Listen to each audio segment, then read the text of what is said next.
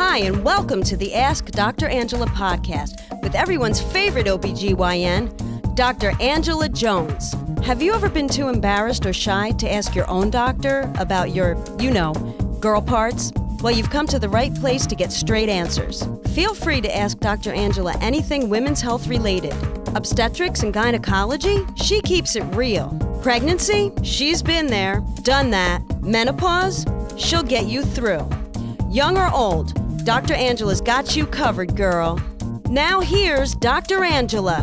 What's good, people? This is Dr. Angela, everyone's favorite OBGYN, and I would like to officially welcome you to episode 202 of the Ask Dr. Angela podcast. So, during pregnancy, especially early on, your OBGYN is probably going to offer you some sort of antepartum screening for, chromosomal abnormalities. This can be anything ranging from the quad screen, cell-free fetal DNA, amniocentesis, CVS. You all know what I'm talking about. Now, whether or not you decide to get these screening tests is going to depend on a lot of things. Number one, what is going to be the value of knowing that you have or that you may have a child that's affected with some sort of chromosomal abnormality? Some patients say that it would help them to be better prepared to deal with this. Other patients may terminate the pregnancy. Some folks will get the screening test because they have a strong family history or increased risk factors such as advanced maternal age. Or if you have a previously affected child, then you may be someone that wants to get this. For me personally, even though I was an advanced maternal age mom, and knowing all that I know as a board certified OBGYN, my wife and I opted not to get any of the screening done because it would not change one way or the other how we managed the pregnancy. We were going to get what we got and just love our mini regardless. So what happens when you get one of these screening tests, and the operative word here is screening, and it comes back abnormal? Well, I'm specifically going to address the quad screen. The quad screen is a blood test that typically is done between 15 and 20 weeks. And while it certainly is not the most sensitive screening test on the market, some people do opt for this. And in my experience, it's usually because, number one, maybe they can't afford some of the other screening tests, which are more expensive, or perhaps they've presented at a gestational age where this is the only test that they're able to get. Some of these tests are time sensitive. For example, cell-free fetal DNA, we typically draw between 11 and 13 weeks, but the quad screen can be done or drawn between 15 and 20 weeks. So in folks that present in their second trimester for their new prenatal visits, this may be the only option that is available to them. So the quad screen, you guessed it based on the name, it screens for Down syndrome as well as neural tube defects. And anytime you hear me say neural tube defects, I'm speaking specifically of brain and spinal cord abnormalities. Probably the one that you're most familiar with is going to be something like spina bifida. The quad screen, again, as indicated by the name, tests for 4 different analytes in the blood. It's testing for AFP, HCG, estriol, and inhibin A. And again, keep in mind that this is a screening test. So when this test comes back abnormal, it typically freaks people out because everyone forgets that this is just a screening test. So what are things that can make a quad screen abnormal? It could be any number of things. Perhaps a miscalculation of your gestational age or how far along in the pregnancy you are. Certainly maternal race has a factor, maternal weight. If this is a multiple gestation, such as twins or triplets, diabetes, if this was an IVF pregnancy, if you were a smoker, there are many different reasons that someone might have an abnormal quad screen.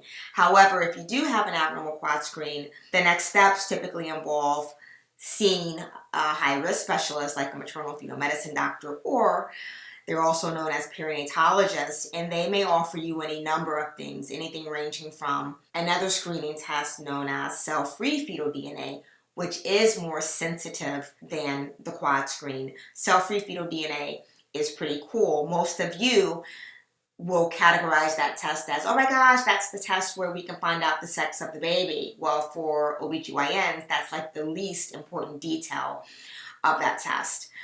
Cell-free fetal DNA will screen for trisomies 13, 18, as well as 21 with great sensitivity, but even that is still a screening test.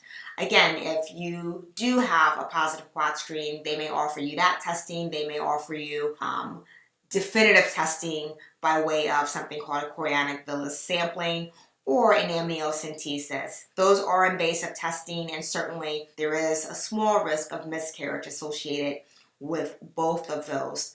The other thing that you certainly will undergo if you have abnormal quad screen or any of the other screening tests will be a detailed or comprehensive ultrasound to evaluate various aspects of baby's anatomy. I guess the take home here is when you get these screening tests, if they do come back positive, then you will be offered definitive testing, whether that's again an amniocentesis or a CVS, to determine whether or not the screening test was a true or a false positive. And again, we just went over a list of reasons that it might be a false positive.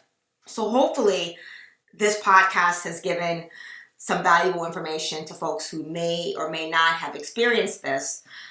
If you haven't experienced this and you are getting screening tests done, you'll know what subsequent steps will follow if you do happen to have a positive test. Thank you so much for tuning into today's podcast. It is always a blast hanging out with you all. Please continue the outpouring of love and support. I can feel it all down in my bones.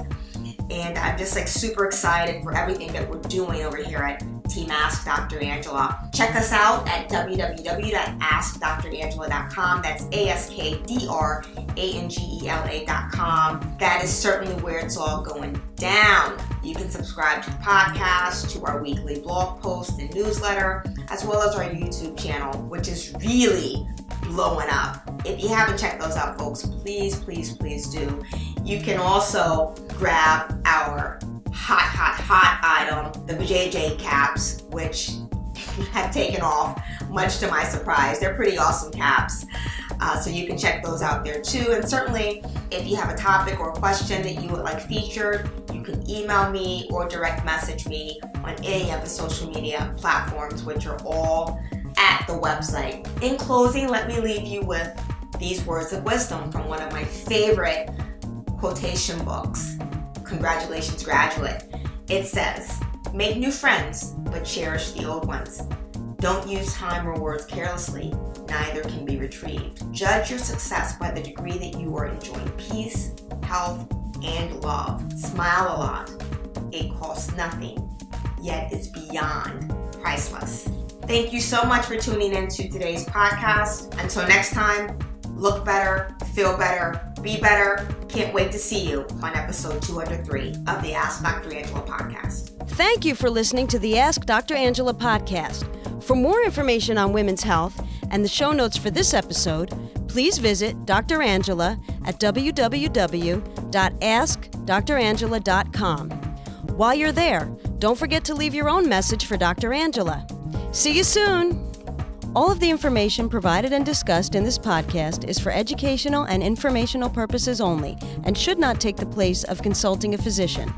This podcast is not intended to diagnose, treat, or cure any disease or illness and does not and should not replace treatment from a medical professional.